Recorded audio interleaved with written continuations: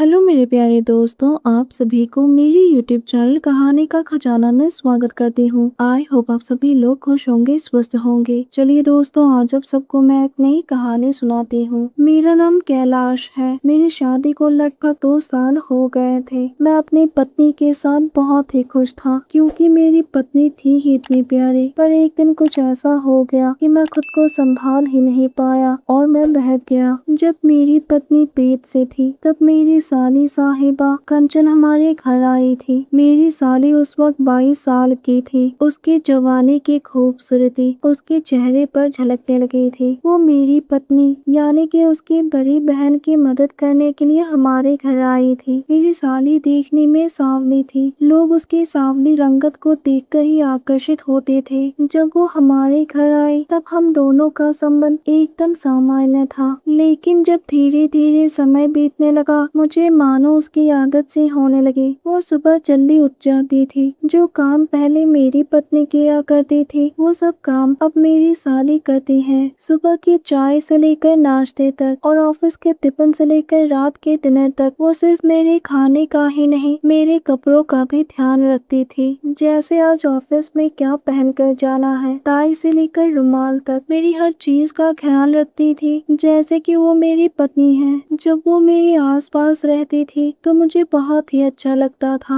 कभी कभी देर रात तक जब मैं ऑफिस का काम करता था तो वो बेचारी भी मेरे लिए जागती रहती थी और आधी रात को मुझे चाय बनाकर पिलाती थी। फिर मेरे सोने के बाद ही वो सोने जाती थी। मैं उसे कुछ भी नहीं कहता था। दोस्तों, चैनल पर पहली बार आए हैं तो इस वीडियो को लाइक शेयर और सब्सक्राइब करें और एक प्यारा सा कमेंट जरूर कर दें। इसी तरह से समय ऐसे ही बीत रहा था। उसको आए हुए लगभग 1 महीने हो गए थे। ऐसे एक रात को वो जल्दी सो गई। मुझे लगा था कि वो शायद थक गई है इसीलिए सो गई। मैं उसे देखने के लिए जैसे उसके कमरे में गया तो मुझे अंदर से कुछ आवाज सुनाई दी। जैसे ही मैंने ध्यान से सुना तो मुझे अपनी साली यानी कि कंचन की आवाज सुनाई दी। वो किसी के साथ फोन पर फुसफुसाती हुई कह रही थी कि वो मुझे बेहद चाहने लगी है। इतना सुनकर मैं भी रोमांचक हो गया। मैंने अचानक से कमरे की लाइट ऑन कर दी। कंचन तो मुझे देखकर एकदम से घबरा गई जैसे कि उसकी चोरी पकड़ी गई हो।